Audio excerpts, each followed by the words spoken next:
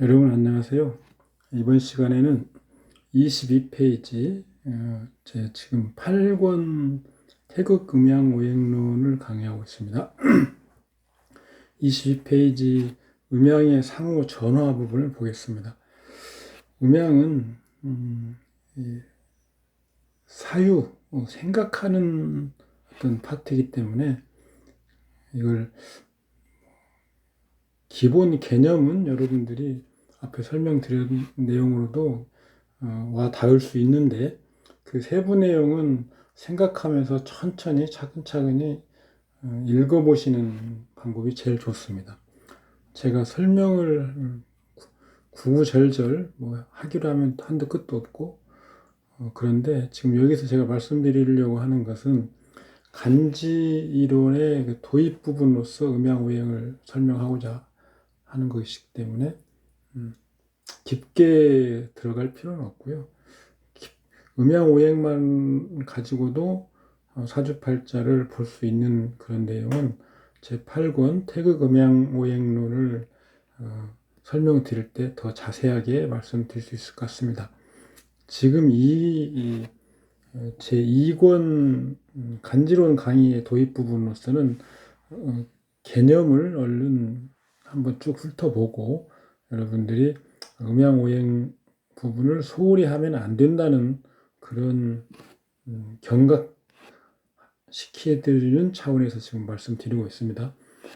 제목 위주로 설명을 간단간단히 드리고 넘어가겠습니다. 음양의 상호 전화.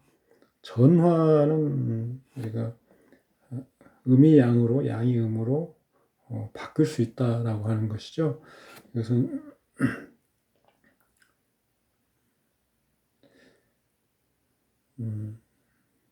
주로 질적인 부분이죠. 질적인 부분. 음이 양으로 바뀐다, 양이 음으로 바뀐다. 질적인 부분이죠. 이건 오행도 전화 가능하고요. 당연히 예를 들어서 목이 화로 바뀌고 아니면 정임합을 하면 목으로 바뀌는데 이것은 화오행이고 이것은 수오행이죠.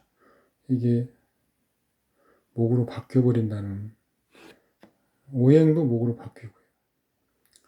음양도 목으로 바뀝니다. 임이라고 하는 것은 음이죠. 그러니까 목은 양입니다.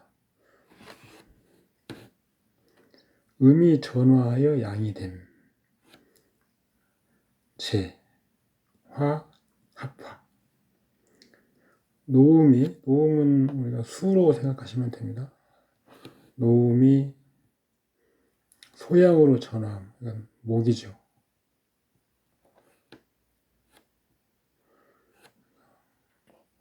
수가 목을 만나서 목이 설을 하고 수가 목을 생하는 거죠. 그러면 일단 음의 단계에서 벗어나게 되는 거죠. 그런데 소양은 우리가 사상에서 소를 주의할 부분이 뭐냐면 이게 실질은 지금 우리가 양이라고 이름을 붙였지만 실질은 음이죠.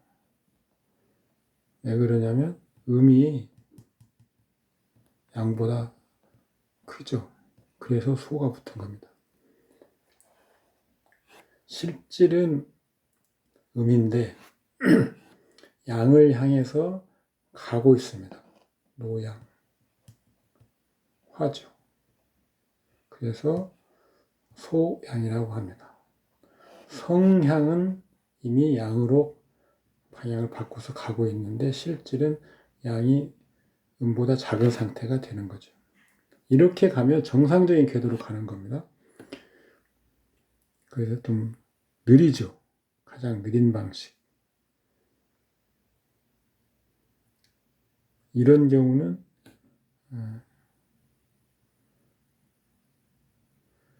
아직은 양이 적기 때문에 목이라고 하는 소양을 향해서 가긴 하지만 여전히 음이 더 많고 양이 적기 때문에 음에 의해서 통제된다. 이렇게 보고요. 소양이 부채의 범주에 들어갑니다. 부채라고 하는 것은 어떤 채에 붙어서 그 채를 실어 날라주는 그런 역할을 한다거나 아니면 그 채에 들러붙어서 기생하는 상태. 실러 날라주는 것은 제채라고 하죠. 제채.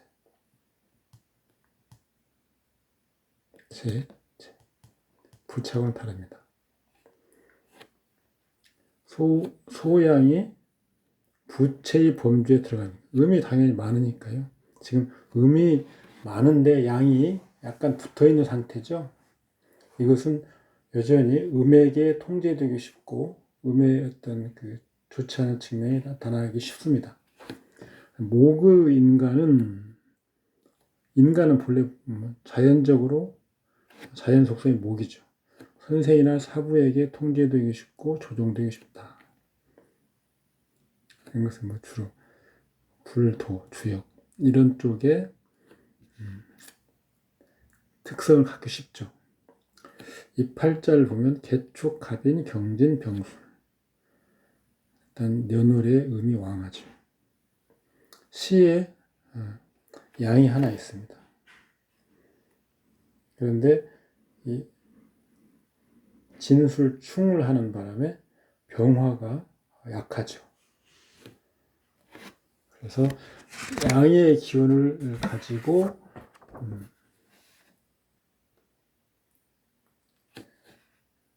이 음을 다스려야 되는데 이 팔자는 그렇게 하지 못하죠. 여전히 인월은 소양이기 때문에 이렇게 음이 왕한 사주 구조에서 그 음을 완전히 화하지는 못하죠. 여전히 음에게 통제를 받습니다.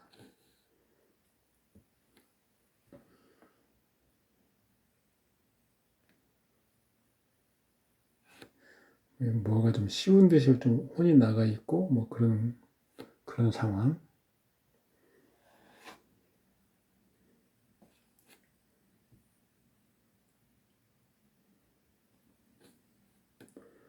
목은 오로지 소양일 뿐이므로 음이 노양으로 변함이 이루어지는 것이 불가하죠. 노양으로 변화가 이루어지는 것은 목생화해서 나가는 거야 되죠. 오랜 시간 수련이 필요하죠. 정상적인 성질의 전화죠.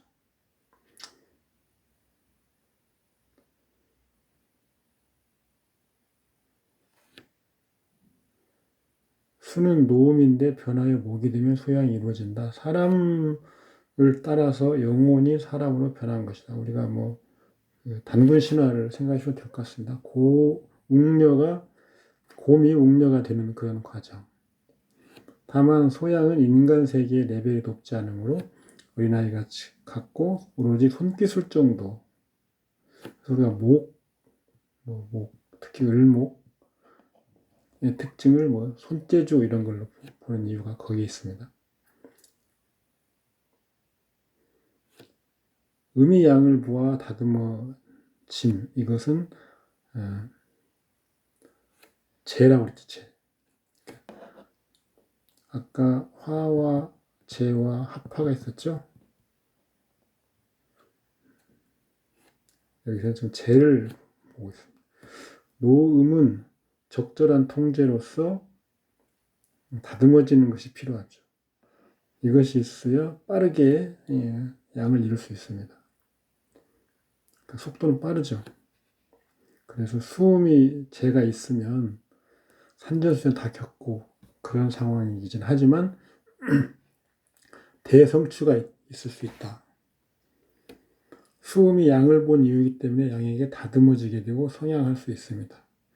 음이 양을 보아 다듬어지는 것. 예를 들면 수왕한데 무토에게 적절히 다듬어지고 특히 이때 또 화를 볼 경우에 성향이 가능하다. 다듬어지는 어떤 그런 요소가 구비되어 있는데 그 다듬어지는 글자를 돕는 그런 기제까지 갖추고 있으면 성향이 돼서 이것은 이제는 태극이 이루어지는 거죠. 음이라고 하는 것은 음의 목적은 양이 되는 겁니다. 이것이 태극을 이루는 거죠. 양이라고 하는 것은, 양의 목적은 발용이야. 뒤에 나옵니다. 발용. 쓰임을 발해야 태극이 이루어집니다. 음은 양을 이루어야. 성양이라고 했죠. 그래서 양은 발용을 해야 태극이 이루어진다. 그래서 쓰임을 얻는 방법. 쓰임새가 발휘되어야 된다는 거죠. 그러면 양의 목적은 뭡니까? 발용은 음을 다스리는 겁니다. 이게 타조라고 제가 써놨는데, 타조. 음을 가다듬는 거죠. 반대로 이야기하면 양에게 음이 와서 평형한 상태, 평형을 이룬 상태. 그 상태에서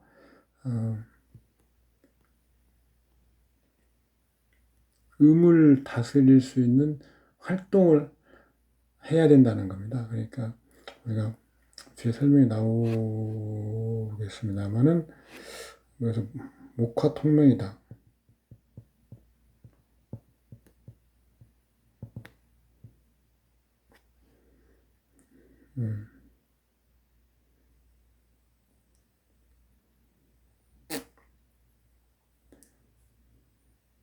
간목이, 그래서 목이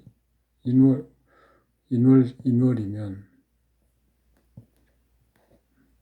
병화가 필요하죠. 이것은 지금 병화가 있는 상황이죠. 목이 인월생인데 병화가 있는 상황. 그럼 인월이라고 하는 것은 음입니다. 체가 음이죠. 목도 소양이기 때문에 음이 좀 강하죠. 그래서 체, 양이 용신이죠. 근데 양이 병화입니다. 목화통명은 인월 목을 생각해 보시면, 목화통명은 음이 체인데 용신이 양인 구비된 상태. 이것을 우리는 아까 성양이 된 상태입니다. 이 자체만 있어도 이 사람은 음양이 적절히 조화를 이루고 있는 상태죠. 그래서 귀가 있는 팔자 구조입니다. 음양으로만 봐도. 그런데 여기서 끝나버리면 실제로는 허명허리 이런 그냥 실속이 없이 명예만 좀 있고 아니면 재주만 있고 이런 상황으로 끝나버리기 쉽습니다. 이런 목화통명이라고 하는 어떤 구조를 갖췄으면 이것이 가서 음을 다스려야 되는 거죠. 금, 수 이런 것들을 다스려야 됩니다. 그러니까 목화가 연합해서 금수를 실제로 다스리는 그런 계제를 만나야만이 비로소 아까 성양을 넘어서 이제는 양이 그 목적을 다 이뤘다. 양성. 이것은 태극이죠. 이렇게 가는 것입니다. 음양의 목적은 다 이렇게 되는 거죠. 그 목적을 다 이룬 상태면 이것은 양태극이 이루어진 것이고, 음이 이렇게 돼서 양으로 이루어진 다음에 다시 그것이 이루어지면 음태극이 이루어진 것이죠. 무엇이 그 본래에 가고자 하는 바가 완전히 이루어진 상태, 그 사이에 음양이 서로 조화를 이루고 각자 자기의 할 일을 하는 그런 상태, 그게 각각의 태극이 이루어진 것이죠. 그럴 경우에는 당연히 대성취가 있는데, 음이 대성취를 하면 음에 맞는 어떤 그 실질적인 권력, 어떤 재부 이런 것들이 따라오고요. 양이 태극을 이루어서 성취를 하면 정신적인 측면, 어떤 문화적인 측면, 문명적인 측면에서 큰 성취를 할 수 있는 거죠.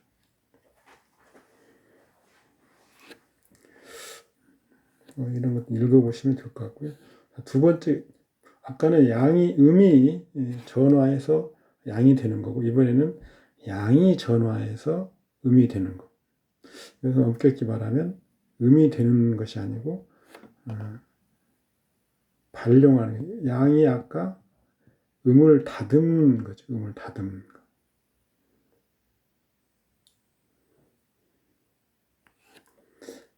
토의 설, 합화, 그 다음에 양이 제어를 당하는 경우, 이런 경우에는 이 발용이 미진한 상태, 그래서 진짜로 쓰임이 적어진, 양 태극이 못 이루어진 상태죠. 예를 들어서 병화가 토를 보면, 이거 병화는 태양인데 천상의 화죠. 그런데 인간 세상의 어떤 화인 정화로 변한다.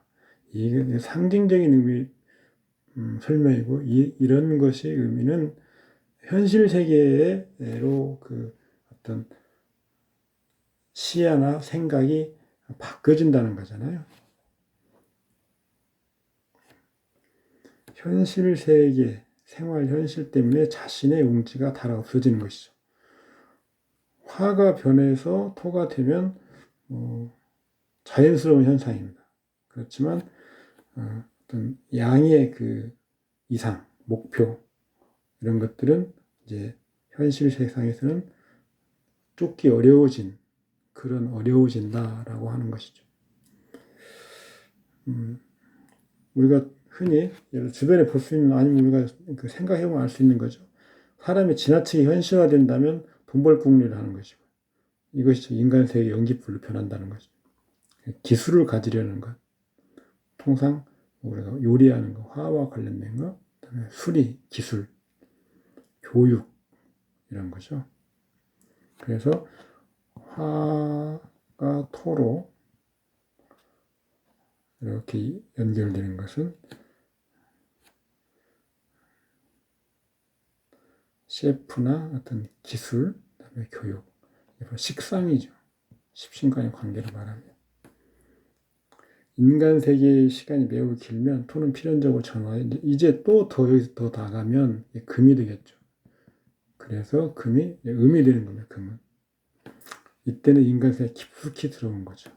금은 현실 사회, 실제의 어떤 현실에 부딪혀서 살아가는 사람. 그런데 경제나 사회에서 지위가 상당한 사람이죠. 노움에는 못 미치지만, 그다음에 소음이기 때문에 경제나 사회, 현실적인 어떤 측면에서의 지위가 상당히 높은 거죠. 금은 또 금전을 대표하니까 실제로 일을 하는 거죠. 금은 소음이고, 만약에 임수가 신월의 장생이죠. 우리가 알 수 있는 건 욕망의 시작입니다. 노음이 장생이니까 욕망의 결정체. 그 다음에 금월, 욕망. 토가 설하면 양이 변하여 음이 되게 상상하기 쉽다. 사람이 가졌던 이상은 점점 약해지고 세속적인 사항들이 점점 더 많아져 금방하면 이제 또 수로 변해버리죠. 다듬어지는 이러한 과정이 좋지 않은 사람은 타락하여서 분리되거나 죽거나 망하거나 하는 것이 가까워지죠. 수는 타락이 매우 쉽고 수가 무죄와 재화가 없으면 상당히 방종하고 짐승과 같이 난잡하고 방탕하는 의미. 우리가 수가 왕하고 무죄화하면 절제가 없고 방종하고 그런 풀이를 많이 합니다. 보통 일반적이고 특히 여자 사주에 그런 상황이라면 우리가 좋지 않다라고 얘기를 하죠. 음이 전화하여 양이 이루어지는 성향. 아까 노음에서 소양으로, 소양에서 노양으로 가는 거죠. 중간에 소양을 경과해야 하기 때문이죠. 그런데 양이 전화해서 음을 이루는 것. 양이 음으로 바뀌는 것은 음질을 가진 사람이 회복적으로 변하는 것 같아서 쉽고 빠르죠.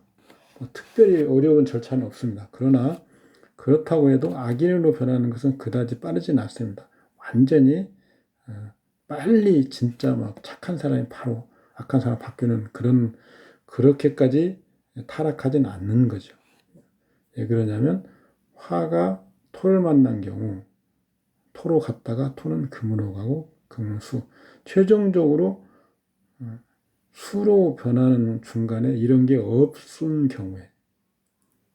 경우에는 바로 타락해버리지만 이런 게 있으면 본성이 남아있는 상태가 되는 거, 유지는 되는 거죠. 합화, 쾌속적인 전화 방식이 되겠죠. 쾌속적인 방식. 양이 음에게 합을 당하면 변화의 음이 되어버린다. 예를 들어서 병신 합화하면 수가 되는데 병화 노양이 직접 노음수로 변하여 버리니 양왕한 팔자라면 오히려 수와 기재가 돼서 덜시 좋겠죠. 약한 양이 어떤 통제를 받는 경우, 양은 본래 높은 곳에서 고고한 것인데 신체는 상당히 건강하고 지명도 상당하다. 양이란 것은 원래 그런 겁니다. 그런데 화가 약한데 수에게 만약에 어떤 재를 당하면 음으로 변하는 것이 이루어지는데 이때는 약하기 때문에 다치죠. 그 양이 상하죠, 상.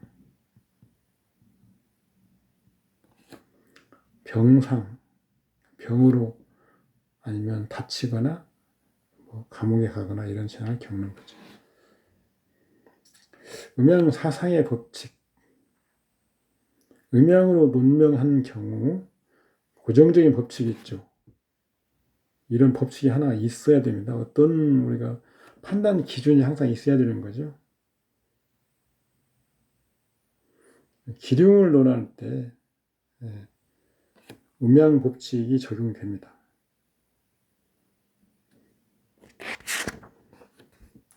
뒤에서 기룡 법칙에서 따로 우리가 잠깐 설명을 드리겠지만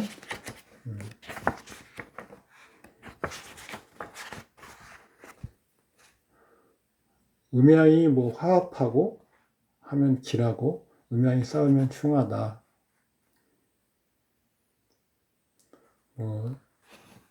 서로 손상이 있거나 탁하면 흉하다 이런 얘기를 합니다. 그런 것들이 기름의 법칙이죠.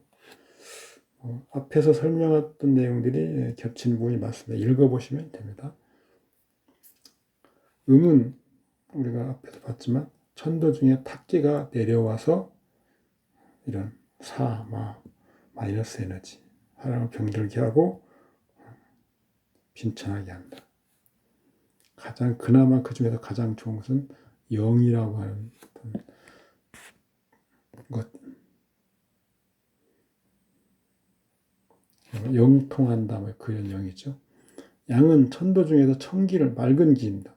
위로 올라가서 천이 되는 거죠. 그러니까 혼돈 상태에서 태극 상태에서 기가 탁으로 나눠지겠죠. 이것은 양이 되고 이것은 음이 되고 천지 이렇게 나누는 거죠. 이게 음양이죠.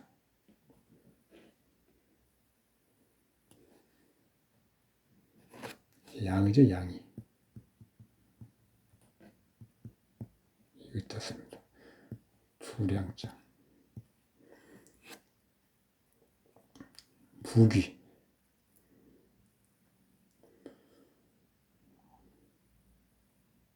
양은 좋은 것, 길한 것. 음은 뭐 악한 것, 흉한 것. 본상, 성상, 패상. 가장 기본적인 특징. 음은 기초. 양을 빨아들이는 것. 음은 양에 의지하는 것. 양을 통과해야 성공할 수 있는 것. 양은 천도에서는 뭐 이런 거. 그런데 밖으로 발휘되어야 하며 이때는 양은 이미 상당히 성숙하여 상당한 재능인 사람이다. 즉 양은 음을 성취해서 기능을 내보이는 것이니 때문에 양이 언제나 일을 하려면 음이 재화해야 된다. 예를 들어서 팔자에 화가 왕한데 금수 혹은 기토 이게 음이죠. 없으면 어떤 성취도 없고 한가롭게 놀고 먹는 백수. 양이 음을 보지 못하여 할 일이 없는 것이고 언제나 수완이 있고 재주가 있지만 일을 하려고도 하지 또 못하니 하나도 이루어지는 것이 없다. 양은 기능을 의미하기 때문에 음이 와야 자신의 기능과 성취가 체현될 수 있는 것이다. 할 일이 없으면 우리 빈주 무슨 주공 이런 거 있죠. 맹파에서 주공 할 일이 있어야죠. 경찰이 뭐 많으면 뭐합니까? 경찰이라고 하는 기능을 발휘하려면 도적이 와야 되는 거죠. 경찰이라고 하는 것이 양이라고 하면 도적은 음이죠. 경찰이 많이 있어서 뭐 치안이 안정되고 할 수 있는데 막상 그 경찰은 하는 일은 없는 거죠. 그러면 경찰이라고 하는 기능이 제대로 발휘되는 건 못하죠. 마침 도적이 나타나야 경찰이라고 하는 그 본연의 기능이 제대로 발휘가 되는 겁니다. 음이라고 하는 것은 본래 성제가 되지 않는, 제목이 되지 않는 것이죠. 갈등, 번민, 빈천, 재난, 문제, 저층을 의미하죠. 음은 언제나 재화와 다듬어진 훈육이 필요하다. 음이 무재화이면 어쩌고, 양은 기초이고, 십신 측면에서는 음은 흉신, 오행 측면에서는 음은 문제, 스트레스, 음은 인도에서는 재능이 이루어지지 않는 것, 제목이 이루어지지 않는 것, 이런 질병. 양의 기본적인 기본적인 의미죠. 제목이 안 됐다. 성제가 안 된 거. 그런 의미는 이런 의미다. 양은 제목이 된 것이다. 양이라고 하는 것은 성취, 기능, 가치, 대인, 리더, 제목이 이루어진 것 등을 의미한다. 음은 반대로 아까 보셨다시피 제목이 되지 못한 것이므로 스트레스와 갈등을 만드는 거죠.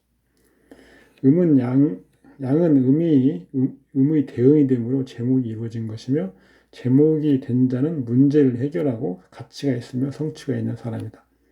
이미 제목이 되었으니 언제나 작용을 발휘해야만 자신의 가치를 재현할 수 있는 것이다. 따라서 양의 특징은 양이 쓰여져 발휘함이 필요하다는 것, 소위 발용. 음을 제어하고 음을 유도하는 것. 그래서 그 가치가 있는 거죠. 아까 말씀드렸죠. 목화통명. 목화통명은 선천적으로는 이미 성취가 있다라는 그 사주 구조죠. 선천에서는 이미 양이 이루어지는 것, 음양의 조화가 이루어져 있음을 통과한 것이죠. 선천에서. 즉 태어나면서부터 상당한 잠재 능력을 보유하고 있어 후천에서 그 잠재 능력을 발휘하면 성공하는 것이다. 다만 목화통명은 특별한 총명함을 의미하지만 성취가 없을 수도 있는데 자신의 재능에 의지하여 일을 해야만 비로소 성취할 수 있기 때문이다. 총명하고 재능이 있는 사람이라고 또 언제나 성취하게 되는지는 불일정하죠. 성취가 있으려면 언제나 양은 발용해야 된다. 소위 양이 쓰임을 바라는 것. 이게 발용이죠. 양이 작용하러 가는 것. 뭐하러? 음을 제어하는, 음을 다스리고 훈육하고 다듬고 하는 것이 양의 쓰임이죠. 자신이 화이면 화의 이면에 토가 있어서 항상 수와 평형이 필요하니 때로는 금을 극하러 가거나 기토를 생하러 가야 성취할 수 있는 거죠. 음이죠. 극하러 가는 거, 양의 역할이죠. 화의 역할. 그 다음에 기토를 생하러 가는, 기토도 음이죠. 즉 이렇게 상당한 재능과 수완이 있어도 일을 해야만 비로소 자신의 가치를 체현하는 것이죠. 만약 아무 일도 하지 않으면 총명해도 사회상으로는 신분이나 지위나 성취가 없다. 때문에 한 개인이 양이 이루어져 있다면 반드시 양이 이루어져 있다면 이것은 양이 음을 얻어서 평형이 가능한 상태.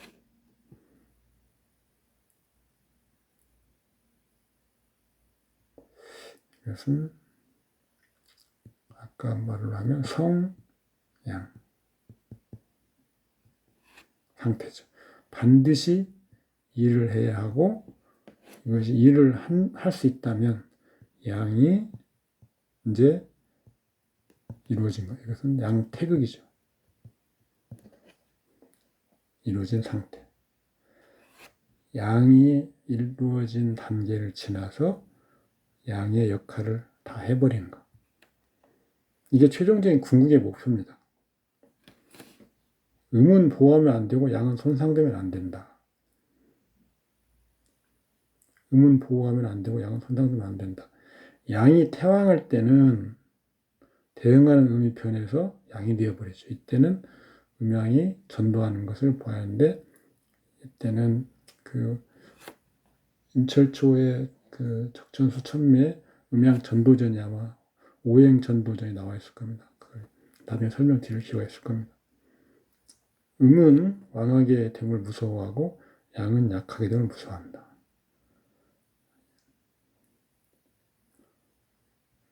통상 우리 인간 세계나 사람이나 다 음이 좀 강합니다.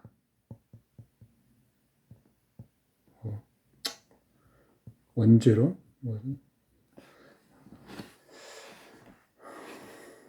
그런 거 어쨌든 음이 좀 강합니다.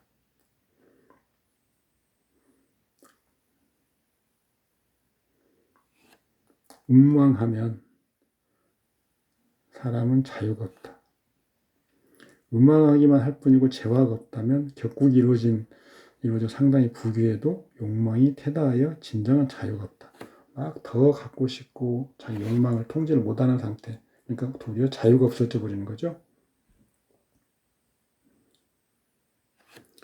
남녀에 비교하면 남자는 양이죠. 여자는 음이고. 여자는 음왕한 것을 하나도 두려워하지 않고 양이 왕하는 것을 가장 두려워한다. 그래서 양왕한 여자, 특히 년월에 양왕한 여자는 결혼이 늦어지고 결혼하지 않고 양의 기운을 빨아들일 필요가 없게 된 거죠. 그래서 결혼이 늦어집니다. 결혼 후에는 혼인이 좋지 않은 경우가 많습니다. 남자의 양은 왕에도 무방하고 여자는 음이 더 왕에도 무방하다. 이게 바뀌는 경우, 전도되는 경우가 문제가 되는 거죠. 음은 양에 붙어서 빨아들이는 걸 좋아한다. 음왕하거나 음왕한 해자축 인묘에 출생한 경우 동시에 팔자에 수목이 또 왕하면 이런 경우는 양의 기운을 섭취를 해야 됩니다. 그래서 부모나 형제자매, 친척, 친구 생활하는 걸 좋아한다. 음이 태왕해져 있어서 양에게 붙어 빨아들일 것을 좋아하기 때문이죠. 양이라는 것은 집안사람, 부모, 형제자매. 음왕한 사람은 인간관계를 가지는 걸 좋아한다. 음은 비교적 합하는 것을 좋아하죠. 양은 활기찬 것을 의미하므로 음은 합을 위해서 사람이 많은 것을 좋아하죠.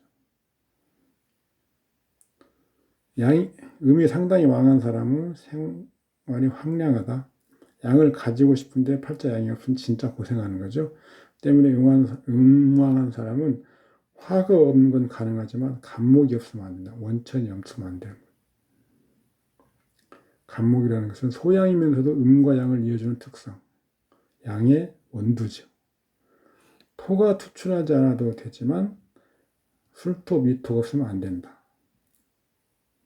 만약 토가 투출하지 않은데 지지에 미토, 수토가 있으면 희망이 있다. 음왕한데 거기에 특히 음일관이고 양이 없는 사람.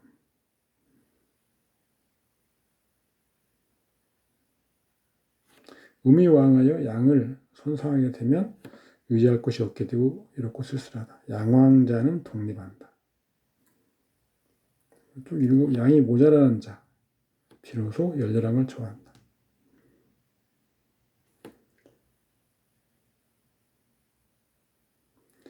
많은 친구들과 교류하는 걸 좋아하는 사람은 양이 필요한 사람이기 때문에 양이 왕하지는 않겠죠.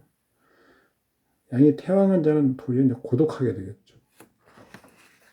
뭐든지 지나치면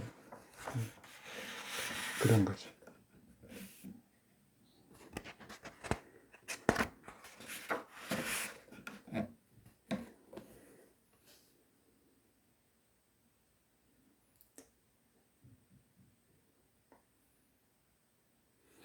제가 이런 부분을 다 좀 강조하려고 줄도 그어놓고 그 마크도 해놓고 했는데 형광펜으로 다시 한번 했는데 한번 그런 부분을 더 좀 눈여겨 보시고 양이 태왕한 사람은 뭐 종교나 신앙 그 흥취가 있다.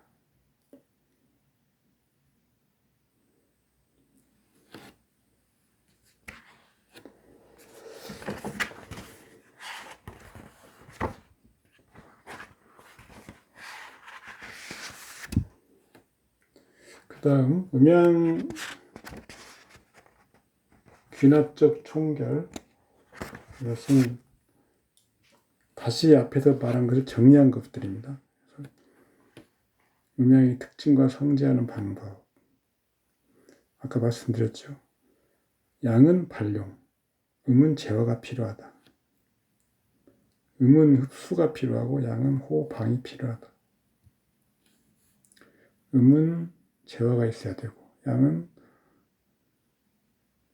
내보내야 되고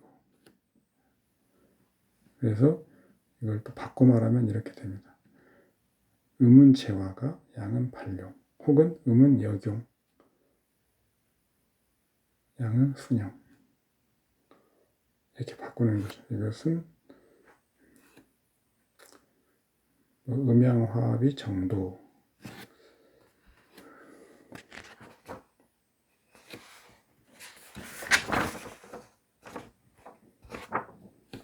음양, 우행, 문명, 방법, 개관.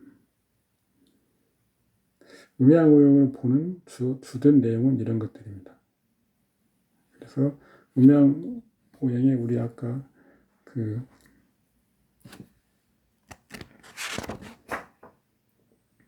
네 가지 이치 나누면 음양의 대립, 그리고 음양 혹은, 그다음에 음양 소장, 음양 전화. 음양 대립에는 일체, 음양 일체, 그다음에 통일 이런 것들이 포함되어 있는 거죠.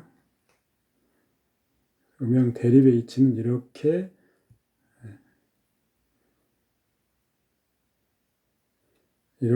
적용한다. 음양 호근은 이렇게. 특히 여기 나타나지 않는 육친이론의 근거. 지금 제가 설명드린 것은 예를 들어서 나타나지 않는 육친을 볼 때 무조건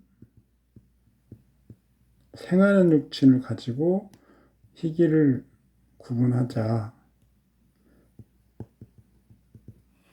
이게 일파가 있고요. 저 같은 경우는 생하는 육친을 보기 전에 먼저 육친, 희기를 구분하고, 그 다음에 희신이면 생하고, 기신이면 극하고. 음양의 이론에 비춰보면 이게 더 타당하죠. 희신은 양, 기신은 음이죠. 그런데 저는 한 번 더 나아가서 우리 인간 세계에서 현실에 비추어서, 그러니까 자녀, 이것은 우리가 생하는 육친이죠. 그래서 이것은 희기를 나누지 말고 생하자. 희기 불문하고, 그 다음에 배우자. 이것은 극의 관계였죠. 극의 관계. 이것은 희기를 나누자.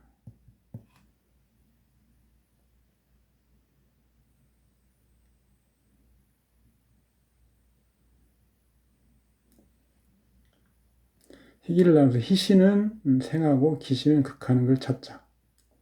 기타 육친, 여기 생하는 건 형제도 포함이 되죠. 왜냐하면 부모가 같은 부모이기 때문에. 그럼 나머지는 부모밖에 없잖아요.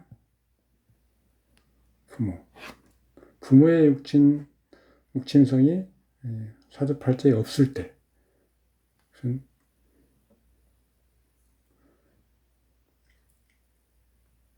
희기를 나누어서,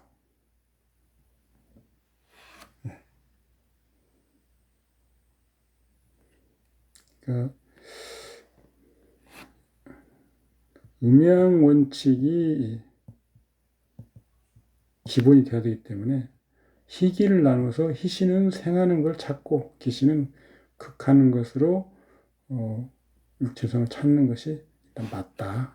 그런데 자녀 같은 경우는 특수한 케이스이기 때문에 생하는 희기를 안 나누고 바로 생하는 것을 가지고 희기를 구해야 된다. 뭐 이런 거죠. 하여튼 나타나지 않는 육체의 근거, 자녀성 식상이 보이지 않으면 식상과 관살, 인성 이런 것들 서로 대립하는 관계니까 만약에 식상이 드러나지 않으면 관살 혹은 인성을 찾아 언제 보는지. 고서에서는 신앙하면 관살이 자식이고 신약하면 인성이 자식이다라는 의용을 이런 것들인데 아까 제가 설명드린 대로 저는 여기에서 체계를 정립해 놓은 것이 있으니까 그걸 확인하면 그걸 적용하면 된다. 음양소장의 음이 강한 상태면 양을 용해야 되는데 만약 음을 용해서 거꾸로 이렇게 가면 불길하고 편양은 음을 용해야 되는데 만약 거꾸로 가면 불길하다. 당연한 거죠.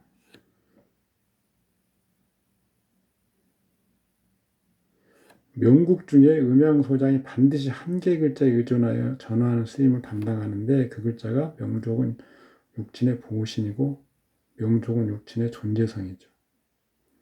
문파에 따라서는 그 글자를 원신이라고 한다.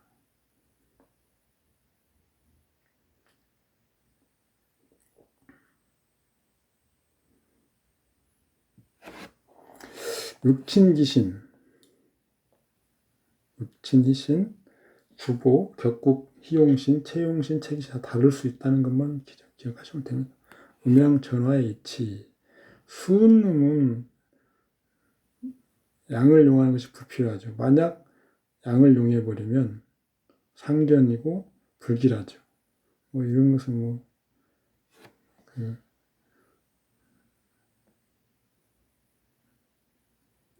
세자 충발 이런 거하고 똑같은 거죠. 이건 매우 극강한 음인데 거기에 양이 와가지고 건드려봐야 좋을 것이 없다. 순양도 마찬가지죠.